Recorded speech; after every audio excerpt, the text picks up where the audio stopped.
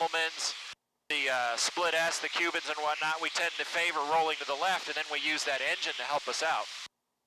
So, like on that T-51s that we saw when we come out and taxied out, would that even be harder on them to go to the right then? Or? At low speed, yeah, full power and low speed, the torque will just flip the airplane upside down. So that's why on takeoff, you'll hear them. They'll bring the power up a little bit, they'll pick up some speed before they go to full power, because if they just went to full power from a standstill, it would just torque the airplane right off the runway. And in fact, you have to be careful if you're coming in on landing and you suddenly have to go around. If you just slam the power in full throttle, it'll just roll the airplane upside down and you'll hit the ground. So you have to you have to bring the power up slowly, get the flaps and the landing gear up, get the speed up, and then once you're going fast enough, then you can ease the power up to full throttle. How's the T6 here for you when you throttle up? Yeah, the T6 is not nearly as much. You do need to push hard on the rudder pedals to keep it straight at first, but we just generally don't fly that way. We just bring the power up nice and gently. Now we're going to descend down through these clouds over here.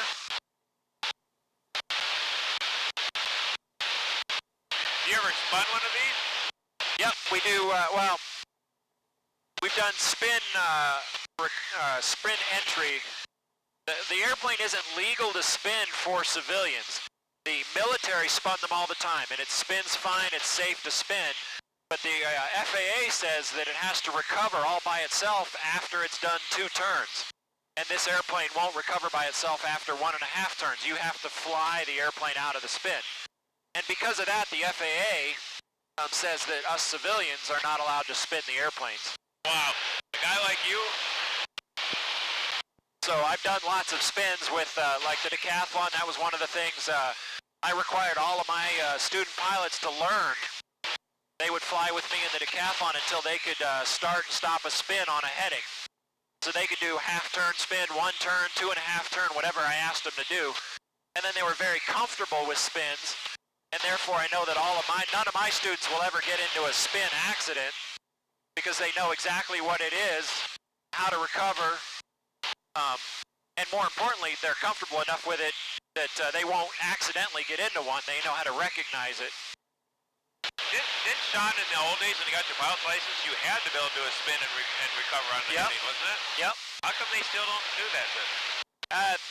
Because too many poorly trained instructors were not recovering properly and not recognizing spins and doing them low and spinning into the ground. And so rather than treat the problem, they just treated the symptoms and stopped the spin training. But I did quite a bit of spin training in aerobatic airplanes, in sailplanes. You know, anything I can fly that spins, I like to go up and spin it.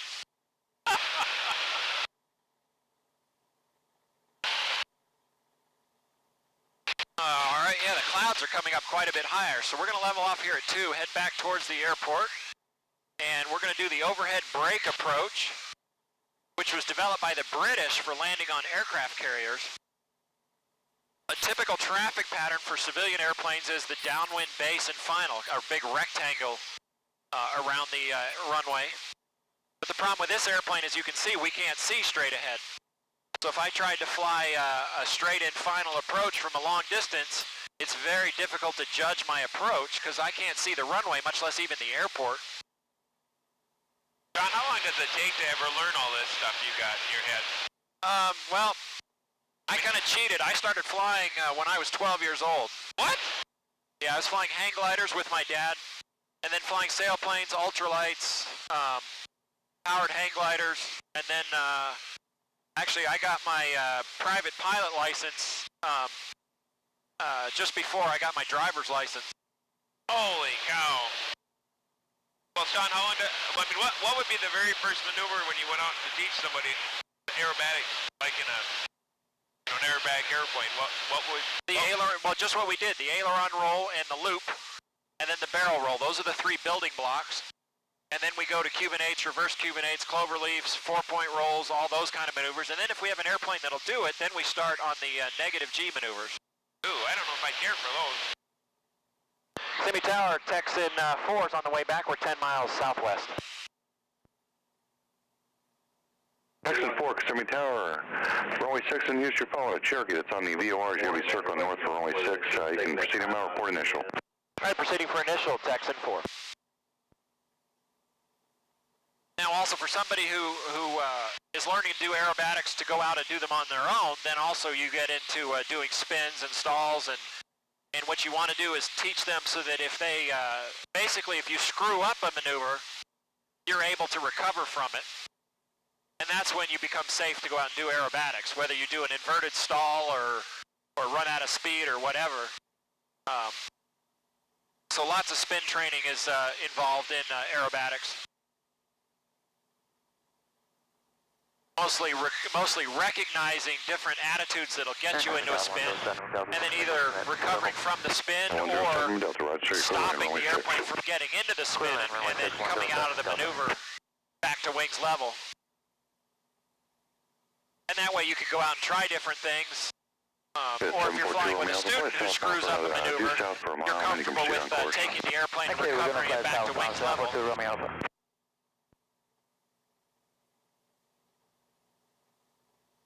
And in fact, for an instructor, that's 90% of what your training is. Cherokee circling out about a mile and a half base. How long does it normally take to train a pilot aerobatics? Texan 4 down to 1,000 is approved. The Cherokee's on about a 1 mile base to final, out of 500 feet. Okay, sorry about that. Down to 1,000, and we're still looking for the Cherokee, Texan 4. Machine number 2, phone him, break your discretion, clear to land. Okay, brake our discretion, left brake, clear to land, Texan 4.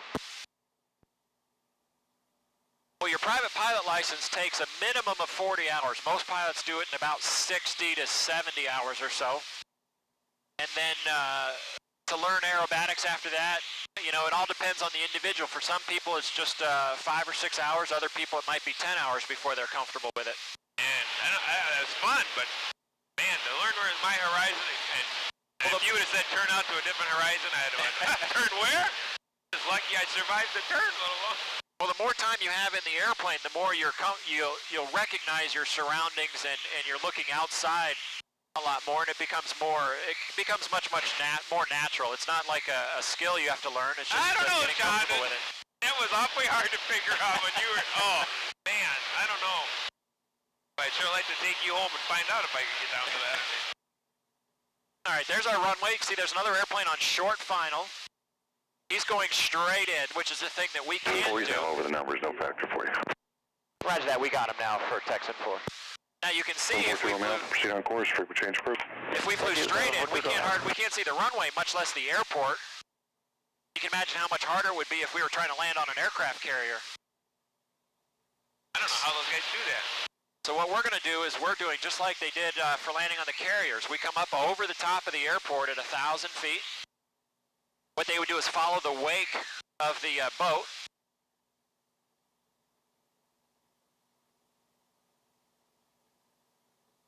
Cadet 107, November Delta, turn left on taxiway Delta, contact ground 121.7. Delta Delta, contact ground 107 Delta. And then as you come right over the top of the boat, you start your left-hand brake. Speed comes under 150. I bring hydraulic pressure up and bring the landing gear down.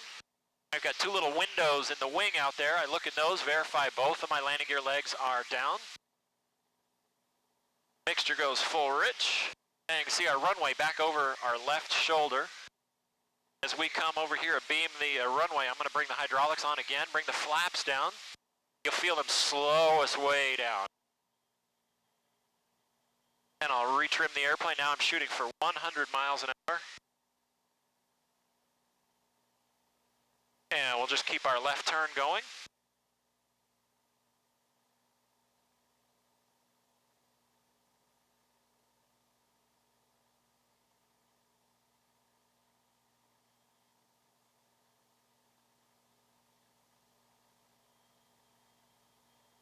So with this left turn, now you can see I keep that runway where I can see it, so I can judge my approach until we're down nice and low. And we're low enough that I can see the taxiways and the side of the runway and everything else out the side of the airplane.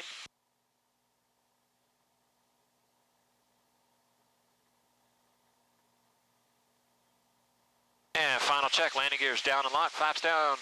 Trim set. Mixture full pitch. There's our 90.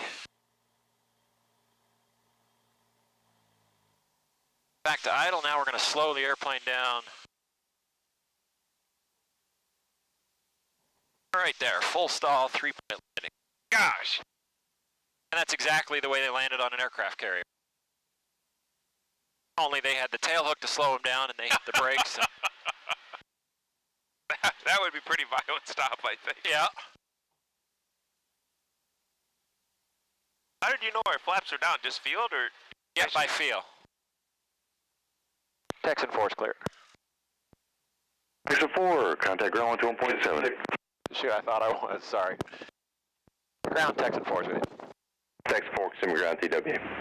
TWA. Yeah, and also with the video camera, I can just see the trailing edge of the flaps on the tail camera. But mostly I can feel the flaps. I can feel them slowing us down. Oh, I felt them like you said. Yep. I felt them, but I thought, man, they're split flaps. I forgot. You can't see them, can you? Yeah, same flaps as used on the B-17, the Spitfire, several other World War II airplanes. That was fairly common. They don't use them so much anymore because they're not a big help with takeoff. They do add some lift, but they add a lot more drag than regular flaps. So split flaps are perfect for landing, but they're a compromise for takeoff. So most modern airplanes have flaps that increase the lift without too much drag for takeoff. And then they use lots of flaps to get the extra drag and a lift increase for the landing. How often do you have to fuel this bad boy up? We fly 1 hour out of each fuel tank. So I did half an hour on the left tank on the just before you. We flew 1 hour on the right tank. And so now I can go back and do another 30-minute flight on the left tank, or I'll probably refuel. Because we don't have any, it doesn't look like there's another flight ready to go, or Chuck could be up. Do you know when you're coming in, if you have one, or you just... No. Now I'll see if they're coming out to load me. Now here they're working on a Mustang in this hangar on the left, and behind it is a P-38, the big twin-engine fighter. I thought I saw that when we come by. Is that putt-putt one, or whatever they called it?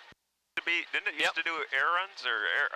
I'm not sure on that one in specifically, but they also have a Spitfire in there that I thought they were going to have at Sun and Fun, but I guess they ran out of time to get it and the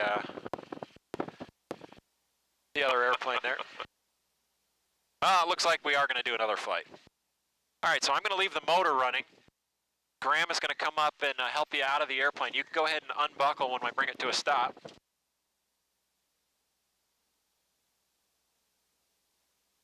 But wait for Graham before you climb out. And thank you for coming up and flying with us. Oh, Sean. And maybe we'll see you at Sun and Fun. I'll be down there with the aero car. What? Okay. Am I totally done? Get out?